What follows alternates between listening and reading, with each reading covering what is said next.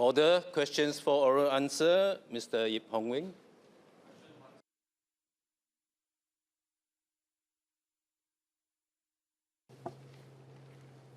Mr. Speaker, may I have your permission to answer question 1 to 4 together? Please proceed. My response will also address written PQs raised by Dr. Hamid Razak in today's order paper, and a similar question raised by Ms. Mariam Jaafar, scheduled for subsequent sitting. If the MPs are satisfied with the response, they may wish to withdraw their questions after this session. Let me try to put everyone on the same page. Over the past few years, patient load has been shifting from private hospitals to public hospitals. In 2010, the split between private and public was 15:85. In 2020, it became 12:88. Now it's 10:90. There are many reasons. So the issue of insurance and insurance rider is not the reason why patient load is shifting from private to public. This has been happening for the last 15 years. And there are many reasons. Part of it is that as people get older, some of them prefer public hospitals where there are more disciplines and more holistic care. But another key reason is the escalating cost of private health care. That is in turn fueled by integrated shield plan or IP riders, which provide overly generous health insurance coverage. And that leads to a greater tendency for over-servicing and overconsumption of healthcare services. Higher private healthcare costs is translated into higher private hospital IP rider premiums. Higher costs translate to higher premiums. And IP premiums for private hospital has been growing at an average rate of 17% annually for the past 3 years, and is double that of IP premiums and even higher compared to MediShield Life premiums. Hence, every year, about 100,000 policy holders cancel or downgrade their IP rider policies. And I suspect amongst them, many switch from private to public hospitals. To Dr. Hamid's question on the indicators that we use as a basis to decide these policies, the data and science have been clear, and the situation is not ideal and not sustainable. We have been actively expanding healthcare infrastructure and expanding manpower in order to cope with rising workload and manage wait times. Our plans are significant. I have made them public before, and I will not repeat here. To Mr. Yip's question, the new requirements for IP riders will only affect policyholders who purchase riders on or after 27 November 2025. Individual IP insurers will decide on their approach for rider policyholders who purchase their plans before 27 November 2025. As for affected IP riders, and these are the new ones, we should expect the following changes. First, IP rider premiums under the new design should be lower, on average 30% lower, compared to existing policies with maximum coverage. And this is a significant recurrent savings. Second, the new IP rider policies will not cover the minimum IP deductibles and also require higher co-payment. We share members' concern about patients' out-of-pocket costs, especially for large medical bills. But this is precisely the main aim of the rider changes. Preserve the protection against very large and unexpected medical bills, but disallow coverage of minimum deductible, which is a fixed sum, which users of private hospitals tend to be able to afford. This would help restore health insurance to its original objective, which is to provide assurance against large, infrequent, often unexpected healthcare bills rather than the small bills. For a rider plan designed with the new requirements, there will still be a cap of 5% co-payment up to $6,000 a year, in addition to deductibles. In reality, these need not be out-of-pocket cash payments because patients can tap on their MediSave. We project that 6 in 10 rider claimants should not have to pay cash out of pocket after MediSave. For the remaining 4 in 10, majority of those with cash out of pocket would pay $1,000 or less, and practically all would pay $3,000 or less. And we should bear in mind that all these numbers I'm talking about pertains to private hospital patients. Their IP premiums have been driven up so high that under the new design, many can expect significant premium savings, which can more or less offset the higher co-payments. In short, the current design of IP riders may no longer make financial sense for many policyholders, and this change will help redress the situation. Let me give you an example. 60-year-old on a private hospital IP and rider with maximum coverage can now save about $1,600 a year in premiums by switching to the new rider. Over 3 years, he would have saved $4,800 in cash, which would be more than sufficient to offset the increase in co-payment for a typical procedure. For instance, $3,300 for a knee joint replacement surgery in a private hospital. Ms. Poh asked about support measures for families facing unaffordable out-of-pocket expenses.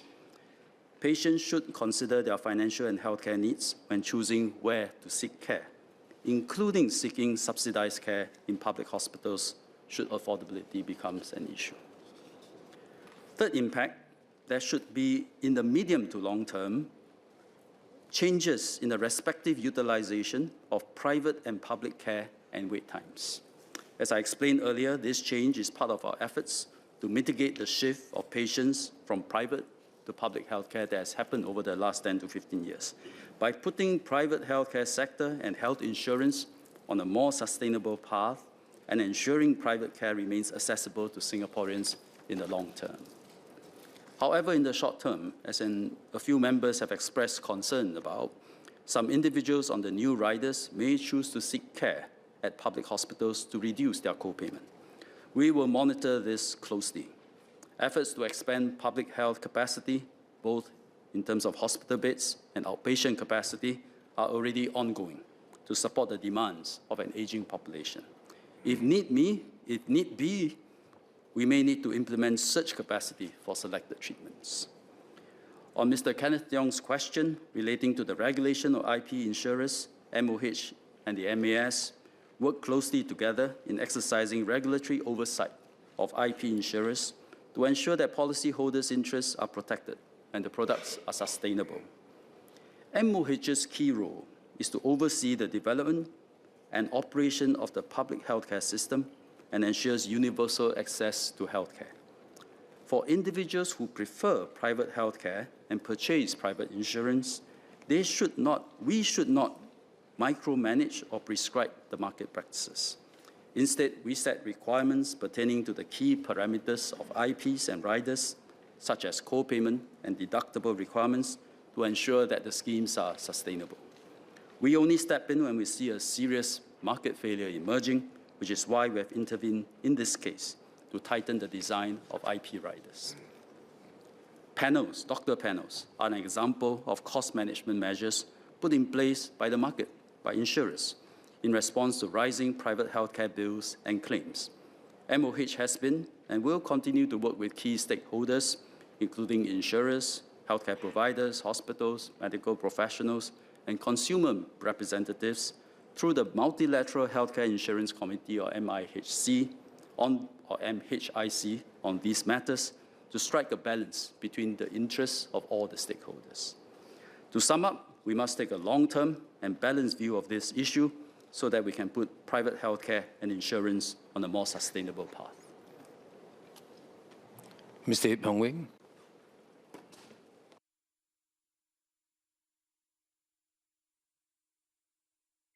Thank you, Mr. Speaker. I thank the Minister for his response.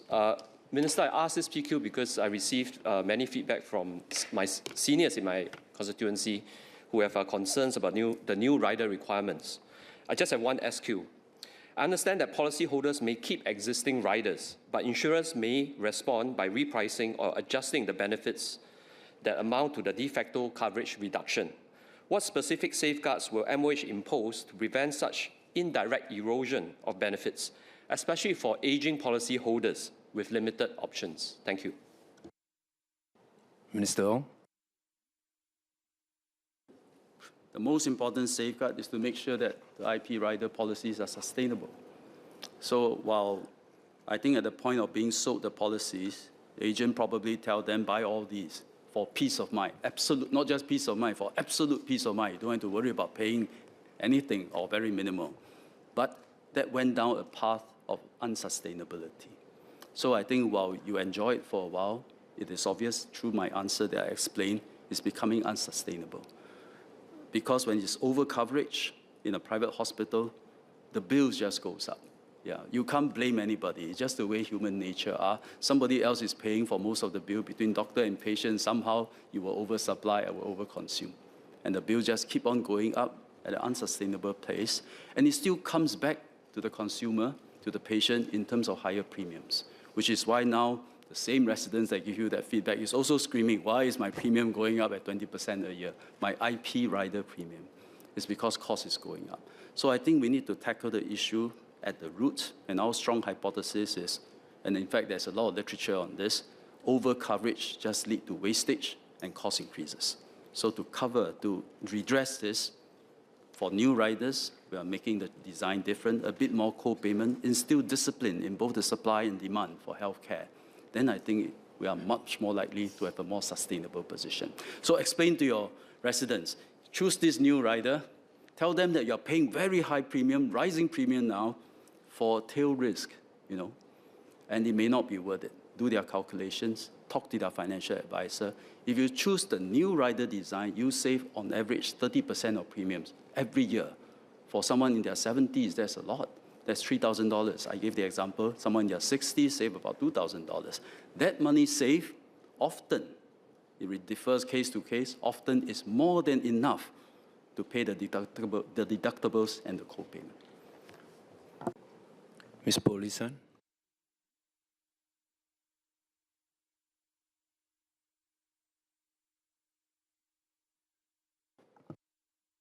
Thank you, Speaker and Minister. I have one question, SQ. How would MOH prevent adverse selection, that is, those who have existing riders continue to overconsume medical services, while those who actually do not have the means to finance the co-payments and deductibles then decide to give up their existing riders and may possibly end up delaying their treatment? Mr. Ong. There are a few questions in that question, I think. But if I were to suss out what are the key questions, one is you want to have continuity of care. So be assured, even if you find that today I cannot afford my IP rider anymore because it is getting expensive and they give it up, there is always public subsidized healthcare. And that is our assurance to all Singaporeans. You can always come back to public healthcare. And we are expanding the system. We are recruiting manpower. We are very busy, but this is our commitment to all Singaporeans. So on the healthcare front, be assured that it is always be universal healthcare through the public health system. As for others who continue to stay on their riders, I think they are also feeling the pinch, as I mentioned to Mr. Yip just now.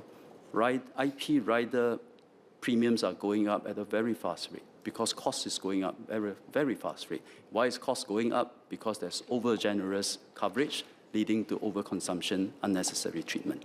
So many existing rider policy holders are also rethinking.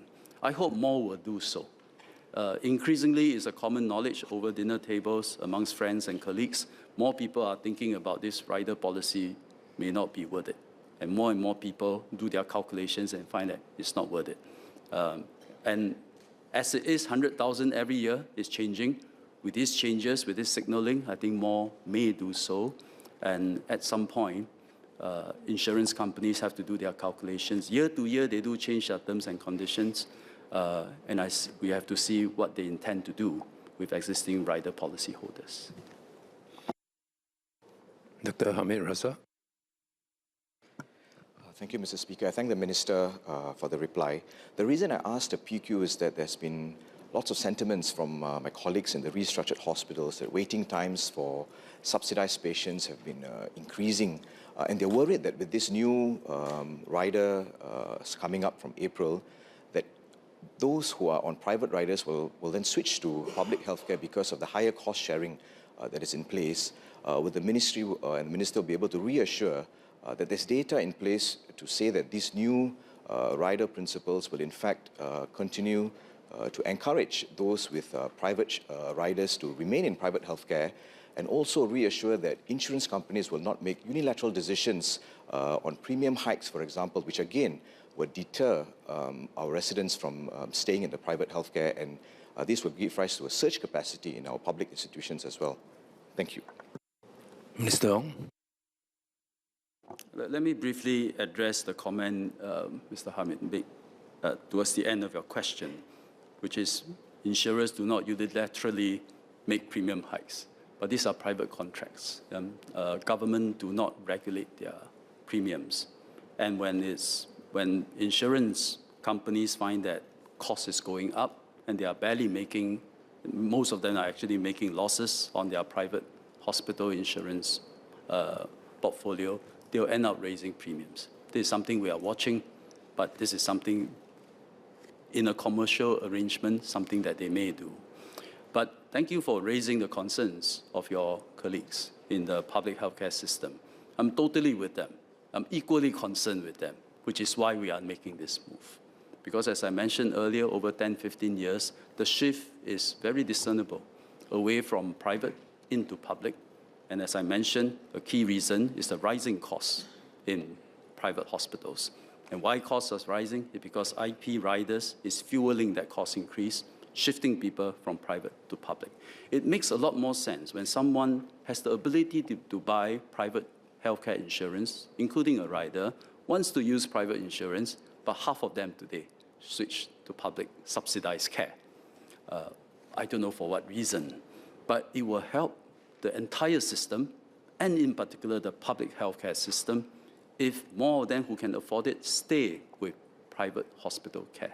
And so private hospital care has to become more accessible, more affordable, but we cannot do that without this adjustment in IP rider policy. So please tell your colleagues, they have mine and my colleagues in MOH, our assurance that we are watching this closely.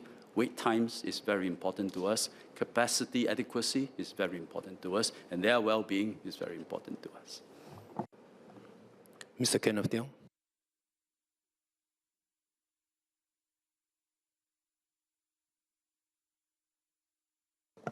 Thank you, Speaker.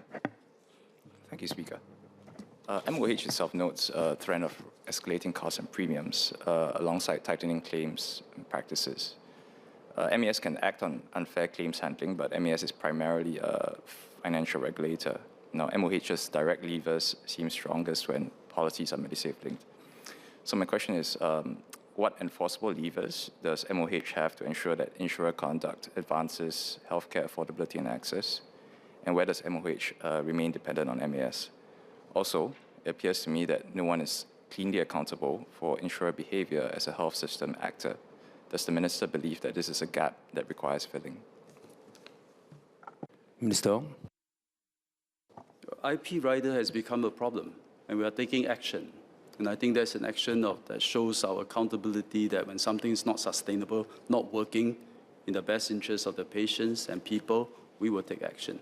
Between MES and MOH, I think we have plenty of levers, and we will work together to make sure that insurers is operating in a way that's ethical, that's in the interest, that is viable, but at the same time in the interest of patients and the people we serve. And I think we have more than enough levers to do so.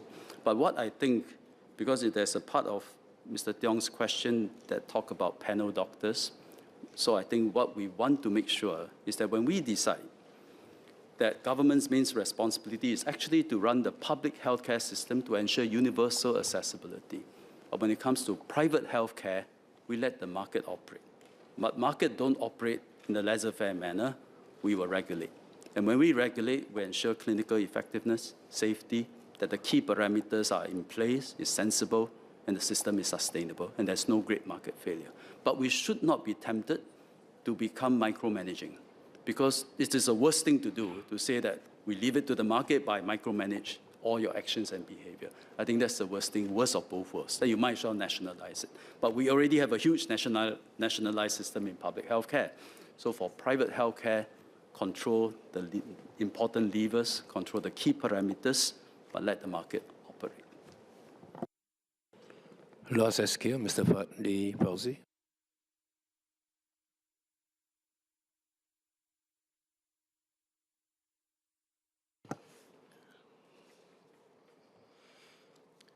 Thank you, Speaker. Minister, is there sufficient surge capacity in our healthcare system to deal with more private patients coming in after this policy change, especially for smaller procedures that are under the deductible limit? Thank you. Minister Ong. Again, I will want to remind the member that because of aging population, demand has been going up. There has also been a trend, a secular trend of private hospital patients moving to public. So whatever problem that you are painting now, it has been happening for the last 15, 20 years. Yeah, and it's an issue we are most concerned about. We've spoken in this chamber many times how we are expanding capacity, ensuring people are healthy, moderating the demand by controlling chronic diseases. But this is an additional fuel to the fire that we are facing, which is mainly an aging population pushing up healthcare demand. So we'll continue to expand the system and take a multi-pronged approach to both increase supply and moderating the demand for healthcare, especially unnecessary treatment and wastage.